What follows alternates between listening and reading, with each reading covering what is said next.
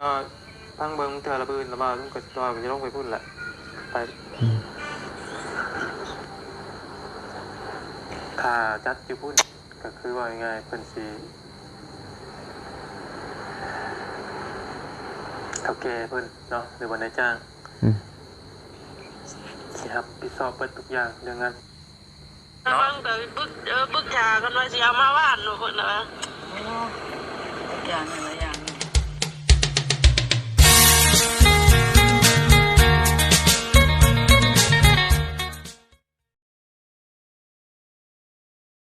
เอาเงินจะออกเองปฏิวัติจะได้สุดแต่คอยบอกเอาอยู่ที่เนาะงานอยู่พุ่นก็ได้เพราะว่าอยู่ที่จะน่าเป็นปกติเอาอยู่ที่ก็น่าเป็นคนที่เขาชิดบอกคนถูกอยู่พุ่นก็ได้แต่มีแต่ว่าเพราะว่าชาวบ้านเริ่มเมื่อยยังการขั้นตอนคอยเดินอยู่คือเก่าเขาเงียบเราไม่มีบัตรเงียบเราเห็นบัตรอะไรเขาคนใดเนี่ยเราไม่ได้มีนะมีแต่ว่าแล้วมืออื่นพนักงานจะเดินทางลงกับจะได้ไปกันถ้าจิมาเราลงมามืออื่นจะอยู่ใช้อยู่เซฟโปนป่ะแม่นเพราะว่ามื้อนี้หมดทันแล้วมามือนี้ก็ท่านอื่นจะลงมาเอาปกติแล้วแต่ว่าคนมาจะขึ้นนะก็ให้เพิ่นหลายคืนเลยนะเพื่อไปฮอดได้เพราะว่ารถเรา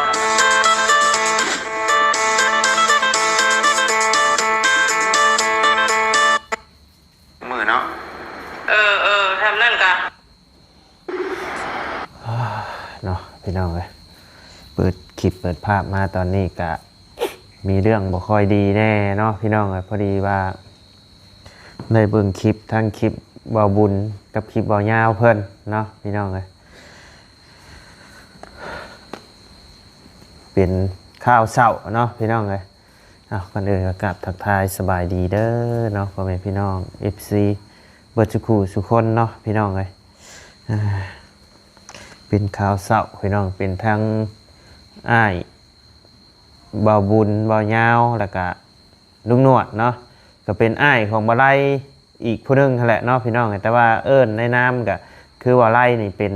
อ้ายก็ได้เนาะแต่ว่าเอิ้นแบบว่าคือเพิ่นเกิดก่อนคือเราเกิดก่อนนี่ก็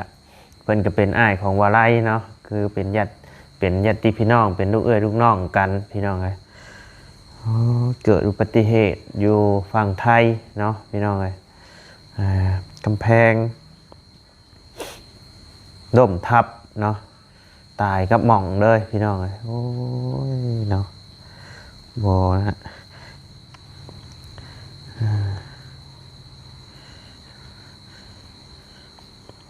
ชื่อว่าวันเนาะพี่น้องเลยแต่ก่อนกะมาไล่ก็เคยไปเพิ่นก็เคยโทรมาเล่นมาอย่างน้ำตลอดแหละว่าวันเพิ่นนะครับพี่น้องเลยโทรมาเล่นมาคุยมาลมน้ำตอนอยู่ไทยอย่างนะครับพี่น้องเลยบ่น่าคิดบ่น่าเชื่อเลยว่าเพิ่นสิจากไปไวขนาดนี้เนาะแต่ว่าได้พังทั้งบ่าวบุญเพิ่นร่วมกันกับทางเมียของผู้เสียชีวิตเนาะเพิ่นก็ว่าสิทำพิธีหรือว่าเผาอย่างอยู่ไทยเลยเนาะพี่น้องก็คือทางเฒ่าแก่อย่างเพิ่นซอยเต็มที่เนาะซอยทุกสิ่งทุกอย่างเนาะเอื่อยโทรมาฮัลโหลโดยจอยโดยเพื่อนกูเคยเห็นอันเขาลงเงินบางวันมันเป็นอย่างตอนนี้กำลังอัดคลิปอยู่เด้อกำลังอัดคลิปเรื่องเล่านี่แหละพอดีว่าเราโดยพอดีว่าเราอันถือกำแพงอันล่มทับเป็นอย่างไรบ้างวันนี้เสียชีวิตคาที่เลยแล้วโอ้ยนั่นแหละจังว่าเยอะนี้โอ้ยกูละมาเมียนผู้ใดเป็นทางบ่าววันเพื่อนนั่นแหละโอ้ยโอ้ยตายแล้วไอ้กูจะใส่บัตรเราอยู่พระราม2กันตัวสิไปก็ไปคันบางไปจังไหนเนาะบางที่กับจุกันกับว่าสิ คันนั้นเบิ่งบัตรเบิ่งเบอร์ก่อนบัตรเบอร์บ่ขาดก็ว่าสิลงไปนำโย มุโตนะมาโลดกันคือสิบ่ได้ไปหรอกเพราะว่าญาติลูกน้อย อืมเบิ่งก่อน อัดคลิปอยู่แม่นบ่นี่ แม่นอัดคลิปอยู่ เดี๋ยวจังคุยกันสั่น อ่าโดยโอเค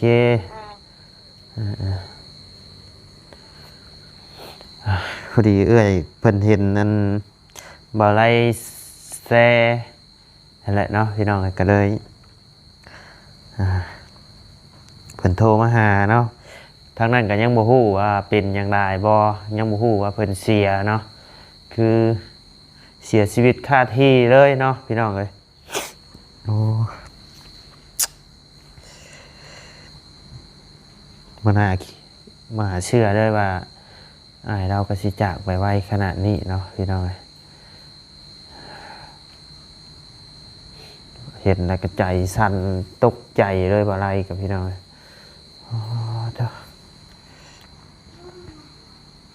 ที่แรกแบบว่าแบบว่าเจ็บธรรมดาซื่อๆเนาะเห็นลงในอันนั้นแบบ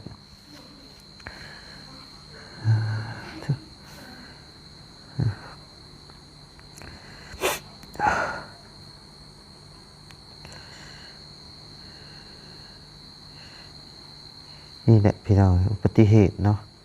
เกิดได้ตลอด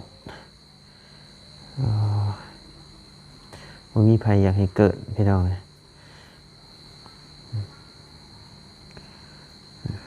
ทางมายาวกับชีดงพี่น้อง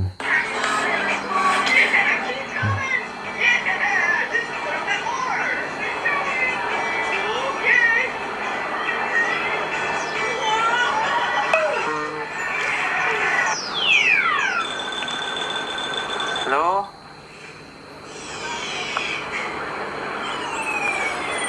ฮู้แล้วก็เสียใจน้ำเนาะทางมาไล่กับยาละเนาะเป็นแล้วเนี่ย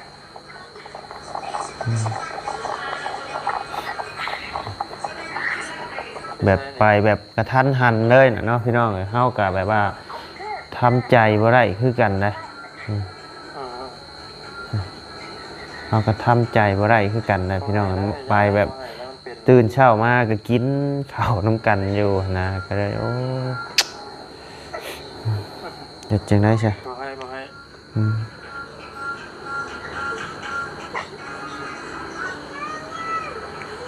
ระเบิดแล้วว่าสิต้องตั้งเบิ่งเทื่อระเบิดแล้วว่าต้องกดตัวสิต้องไปพุ่นแหละไปถ้าจัดอยู่พุ่นก็คือว่ายังไงเพิ่นสิเฒ่าแก่เพิ่นเนาะหรือว่านายจ้างสิครับผิดชอบเปิดทุกอย่างเรื่องนั้นเนาะแต่บึกชากันว่าสิเอามาว่านเพิ่นน่ะอย่างแม่งลมทับมันปั๊มหัวใจบ่ทันหัวแตกอยู่ใช้เดี๋ยวนี้นะอยู่ใช้เดี๋ยวนี้นะอยู่พุ่นแล้วซะเนาะ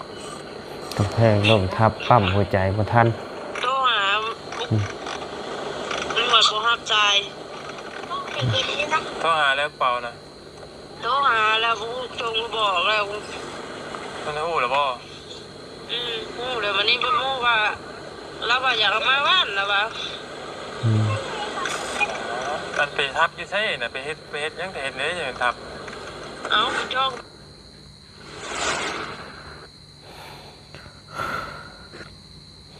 เอาบ่ออกพี่น้องเลยทำมาไล่กัน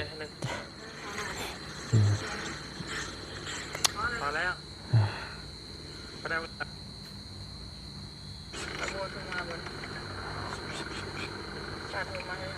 โทษตอนนี้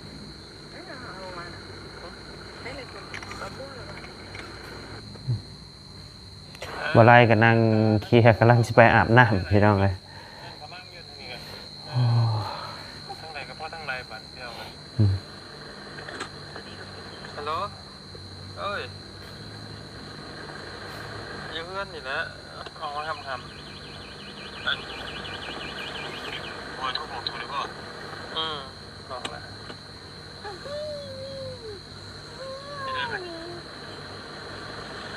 เฮ็ดได้ไหนก็เขาปรึกษากันเบิ่งอะไรไรต้องป้ามูเราไว้ได้ซะผมไม่กับพี่เองก็หาซีโอ้กินอีกแล้ว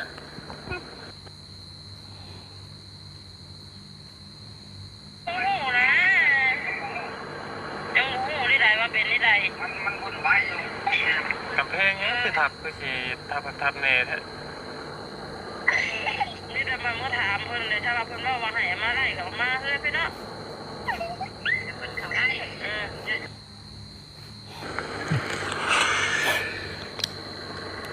เดี๋ยวยังพักมึงก่อนเนาะคือจังว่าทางเอ้ยน้องก็มาปรึกษากันอยากเอามาบ้านแน่เนาะปุ๊บก็ได้พี่น้องเสียชีวิตแล้วแต่ว่าได้โทรหาบุญก็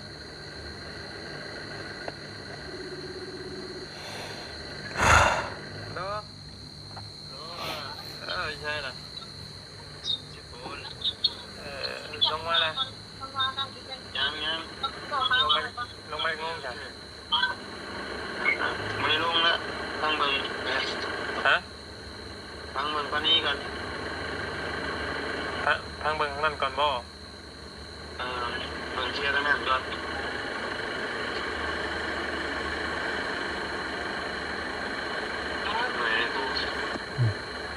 เมื่อยให้กันนั่นแหละทางนี้ก็ให้อันพอเท่าก็เอาลงวัดดูจักแค่ใดนี่ก็ทำไมที่เขาประเทศเป็นรถไฟบ่ได้รถบบุญกับเอกสารยังบ่ครบเนาะพี่น้องไอ้ที่สิข้ามไทยกะมันยังหลายสิ่งหลายอย่างอยู่กะ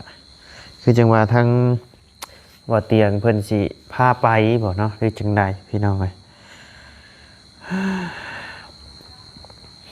กะแสดงความเสียใจนำเนาะ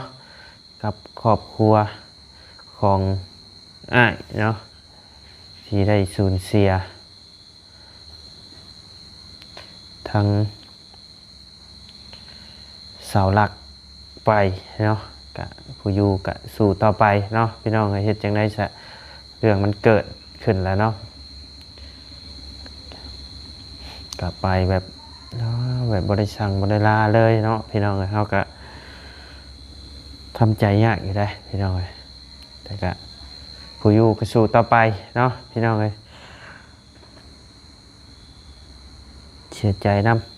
ำกับสิ่งที่เกิดขึ้นเนาะพี่น้อง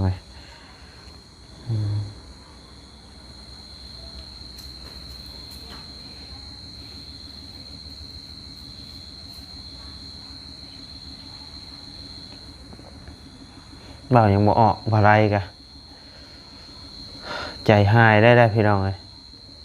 บ่คิดว่าทั้งอ้ายเพิ่นสิจากไปไวขนาดนี้เนาะเอื้อยก็โทรมาอยู่เป็นได้ใดทางอ้ายก็คิดว่าอันอุบัติเหตุแบบธรรมดาเนาะเห็นอันทั้งห่อลงอย่างนี้แหละเนาะผัดมันโอ้จะคิดว่าจังใดพี่น้อง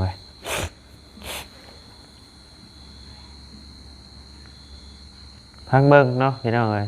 เรื่องเทื่อทั้งไอ้น้องเพิ่นทั้งไอ้น้องเราปรึกษากันเอาจังใดเสียมาพี่หรือสิเผาอยู่พุ่นเนาะพี่น้องแต่ว่าอยู่พุ่นกับทั้งเฒ่าแก่อย่างเพิ่นซอยเบิดทุกสิ่งทุกอย่างเนาะรับผิดชอบเบิดทุกสิ่งทุกอย่างนั่นแหละเนาะเอาจังใดก็ตามเนาะขอให้อ้ายไป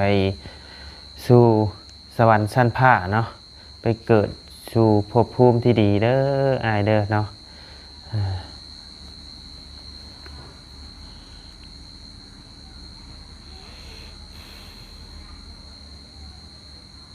เสาอะไรอะไรเปิดผ่ามามันเป็นในนี่แล้วเนาะทำใจบ่ได้คือกันบ่คิดว่าเพิ่นจิจากไปไวขนาดนี้เนาะ